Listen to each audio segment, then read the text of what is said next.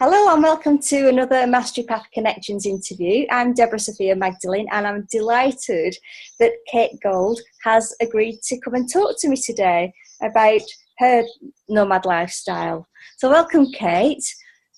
Hi, Deborah. Hi. So first of all, do you want to just give us a brief introduction as to how you started with a nomad lifestyle and also how old you are, because we're going to have, people of all ages that are listening to this. Sure. Yeah, well, I'm 59, soon to be 60.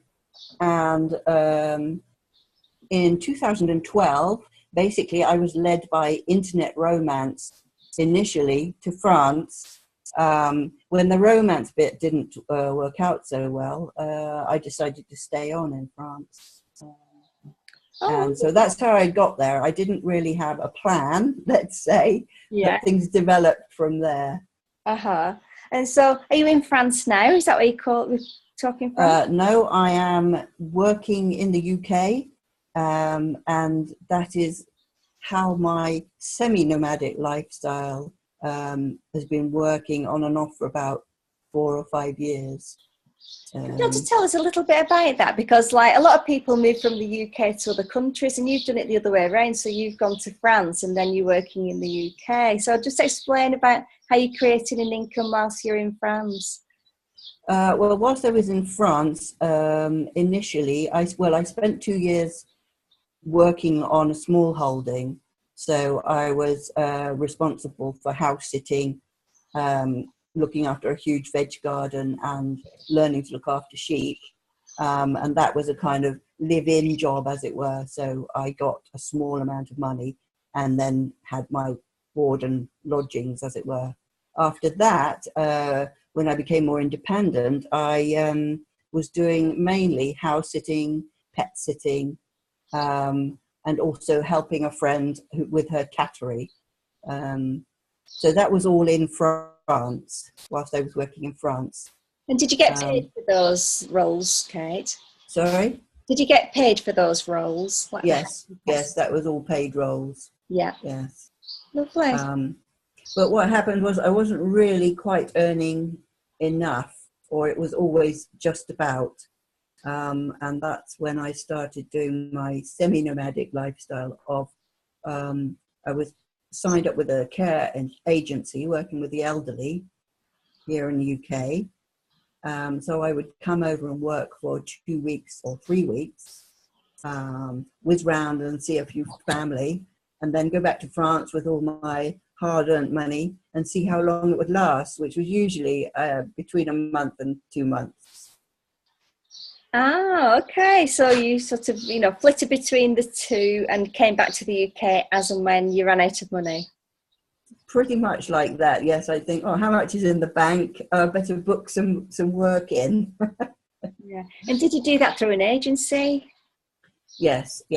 I signed up with an agency. Yeah. And do you find that it's flexible working with agencies? You can just let them know your availability and then they'll find you work? Certainly, yes. The agency that I work with, it's very flexible.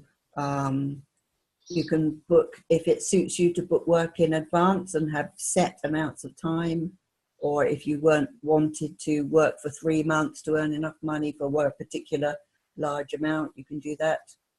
If you've planned to have a gap in between your work and suddenly you need some more, you can sign up, as an emergency, and they always need people, basically. So okay, it's very flexible. Yeah. And do you need any specific training to do that? No, I had experience in care situations. There's a member of my family who has special needs, who I was very closely involved with all her care. So I had experience, but no qualifications. But obviously, you have quite an in-depth interview. They need to know that you're the right kind of person. Yeah. Well, that's interesting. So do you have 2 bases then? Do you have a base in the UK and a base in France? Well, up until about 1.5 years ago, I only had my base in France. And when I came over here, I was either doing live-in care work, or I would stay with family or friends. Things changed a little bit a year and a half ago because I came over because my mum became very unwell, and I've been mostly in the UK, a few trips over to France, but mostly here. But in September, I will be going back to France, or going back to the cottage that I was renting in France, and sort of recommencing that lifestyle. Yeah. So when you're not actually doing your care work and you're living in France, do you do any other kind of work there? Well, the last couple of years, what I've been doing is I'm trying to build my own online business, a creative business. I'm a painter, and I've got quite a lot of experience in the creative arts field. Mm-hmm. So I would like to actually become even more location independent, if possible. So that's a project I've been working on. So painting, gardening, that's what I love about the lifestyle, in that it gives someone like myself, who doesn't need a high income. I always say to people, I'm rich in time, because in the gaps in between, I can really do the things that I love to do. I can, if I want to go on little trips and visit friends and family, I can concentrate on my own passions. And then, I can also earn enough to live on very comfortably. Yeah, that's a really good point, actually, because a lot of people think that they need a lot of money behind them to do something like this, but Yeah. actually you don't, do you?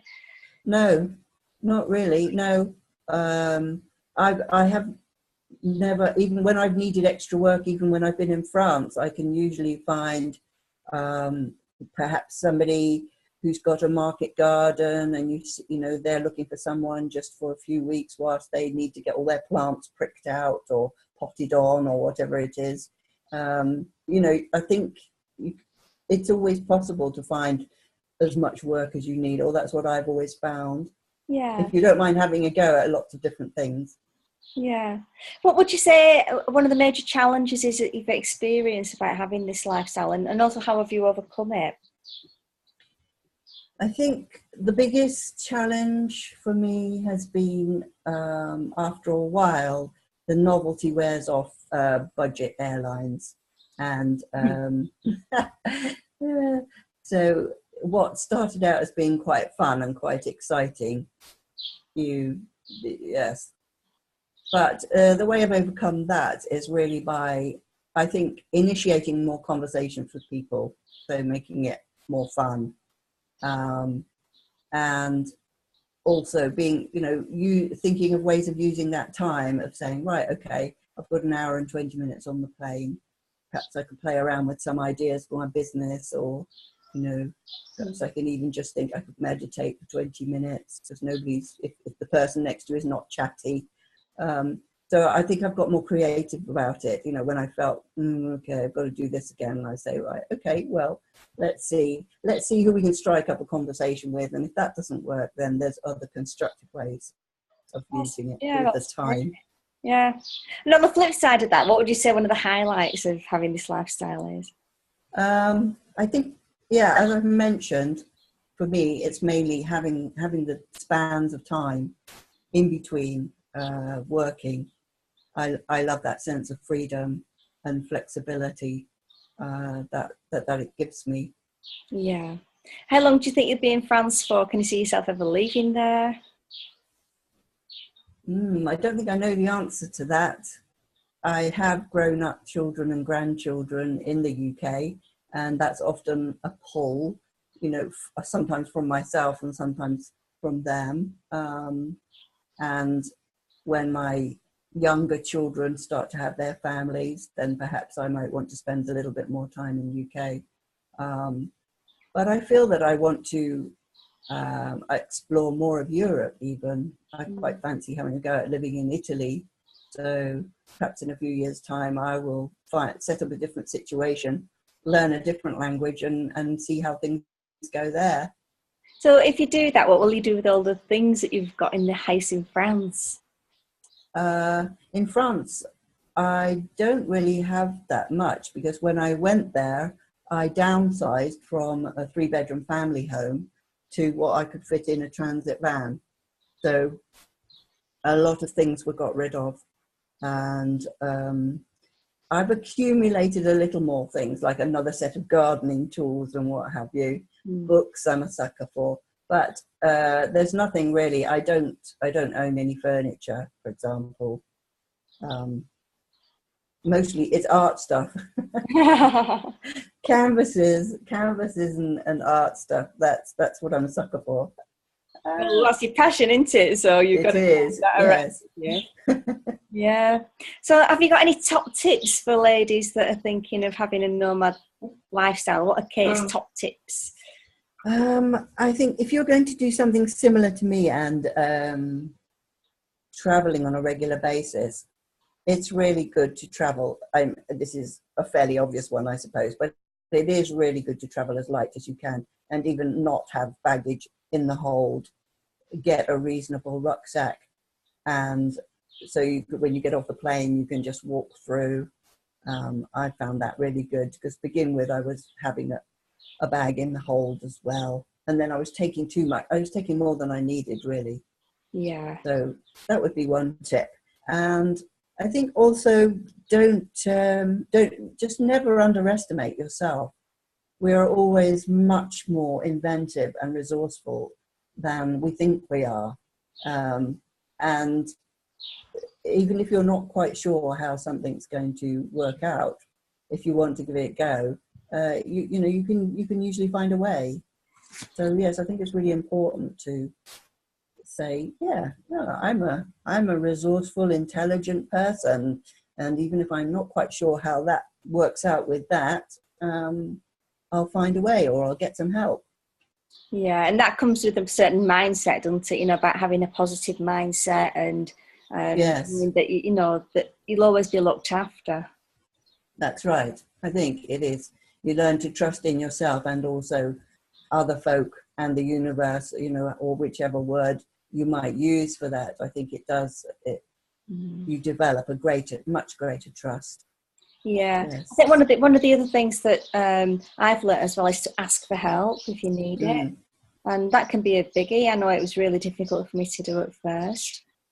Yes, yeah, and that can lead to making really interesting connections, even if it's just somebody you're stuck, or you have a travel problem or whatever, and it's just for the length of a car journey, or that somebody helps you out and you make that connection. Another time it could be that you meet somebody, you ask for help in a certain situation, you make a friend for life. So you've got to be open about that. Yes, and asking for help is important.